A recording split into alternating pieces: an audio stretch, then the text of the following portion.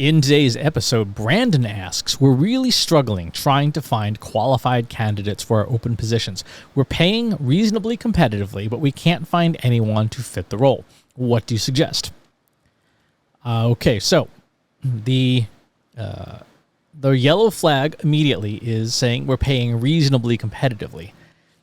The reality is that talent is still at a substantial deficit, right? We still don't have enough people that stayed in the industry. And so available talent that is willing to work for you is going to be expensive.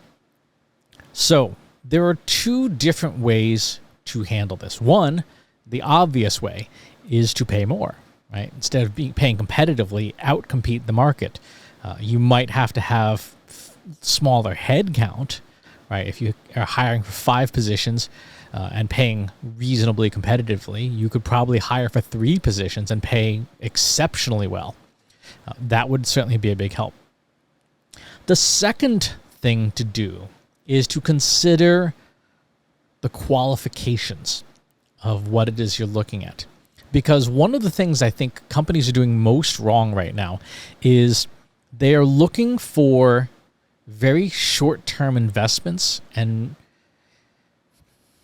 I guess the way I would put this is companies seem to be looking for employees that are like widgets that you can just pick up like a cog, put it in the machine, and it's ready to go. And boom, the machine keeps running. You're going to pay a lot of money for that capability. You're going to pay for someone to hit the ground running, as the cliche goes in literally every job description there is. If you are willing to invest in people, sort of grow your own, you don't have to pay outrageous sums. As long as you're willing to trade off, yeah, you're not going to hit the ground running. It's going to take 30, 60, 90, 120, 180 days for a person to get up to speed. But once they do, then A, you've helped advance their career. B, they might have a bit more loyalty to you because you've clearly shown you're willing to invest in them. And C, it opens up the candidate pool considerably. Instead of looking for somebody with, 3 to 5 years experience, what would it look like for you to identify someone really smart, really eager, good attitude, strong aptitude, but no experience? What would it look like to hire a person like that? And if you have to pay the hit the ground running person $100,000 a year, could you find somebody who truly is entry level, start them off at 60, and say, look, we know it's going to take you 6 months to get up to speed, right? But as you grow into the role, we'll teach you what you need to know. As long as you're capable of thinking, as long as you're self-directed and motivated, as long as you can follow directions and ask questions when you get stuck, we can make this role work for you. Like I said, that opens up the candidate pool considerably. When you look at the number of people who could work for you, but don't necessarily because of your current requirements, changing to instead of a hunting strategy, more of a farming strategy, right? Instead of trying to find the perfect deer in a rough winter, maybe you farmed all summer and now you've got crops to eat over the wintertime, but it took a lot more work. It took a lot more work to get to that point. Think about all the categories of people who might have aptitude, might have attitude, but don't have a stitch of experience. Folks who maybe never completed a college degree. Folks who are veterans. Folks who are in some way impaired, but still perfectly capable of doing a job. It's just that they've not had the opportunity. Folks who come from economically or socially disadvantaged backgrounds. Folks who come from economic opportunity zones, right? In the USA, we have huge numbers of people who are, for example, on American Indian reservations and things. People are people. Brains are brains, right? For a lot of the work that we do in marketing, this the physical. It really is just the case for the computer in here, right? So what this looks like and where it's been is less relevant than what the machinery in here can do. So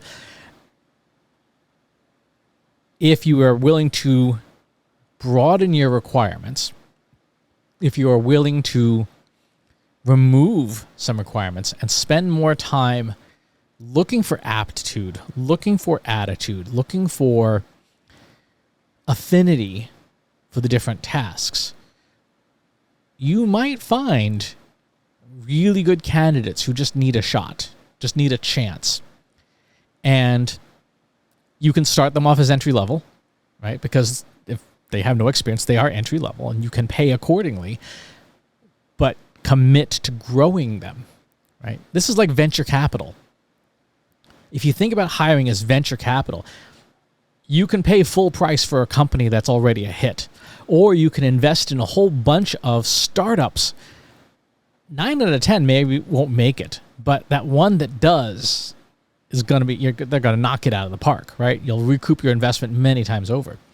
The same thing is true of people. You're not going to hire rock stars every single time. And frankly, if they're like Keith Richards, you probably don't want to hire them at all. But if you hire a bunch of folks and invest in them, acknowledging, yeah, some of them aren't going to work out. Maybe the majority of them aren't going to work out. But taking that attitude of investing and growing your own talent dramatically relieves the pressure of your candidate pipeline when you have open positions. Look at internships, right? Paid internships. Paid internships are a great way to identify young talent. And it's a place where you can take, I hesitate to call it risks, because just because someone has no experience doesn't mean they're a risk. But you can be more adventurous in what qualifications you do or don't need, right? Find a mom who wants to return to the workforce only part-time, right? That may be a great candidate. Somebody who has a perfectly functional brain, but has circumstances that needs a little more flexibility. As long as the work gets done, it doesn't really matter. So I would suggest that if you don't want to spend $1 gazillion hiring ready-to-go people, and you have a corporate culture that permits you to be a little more adventurous in your hiring, that you look at all of these pools of less traditional candidates looking for talent in the most literal sense, looking for good aptitude, good attitude, people who want a chance, people who want to try making their mark, and you're willing to grow them. You're willing to invest in them. Again, when you do it right, retention becomes a lot less of a problem, right? As long as once they're up to speed, you're paying them competitively with what the rest of the market's paying. Once they're at that point, they are much more loyal to you. And again, assuming you're not like a jerk to work for. But give that some thought. That's how I would solve the qualified candidates pipeline issue in the long term. And fully acknowledge it's not going to solve your problem today, right? But solving your problem today is going to require you to dramatically overpay. Investing in people in the long term will solve the problem on a mostly permanent basis. Really good question. If you like this video, go ahead and hit that subscribe button.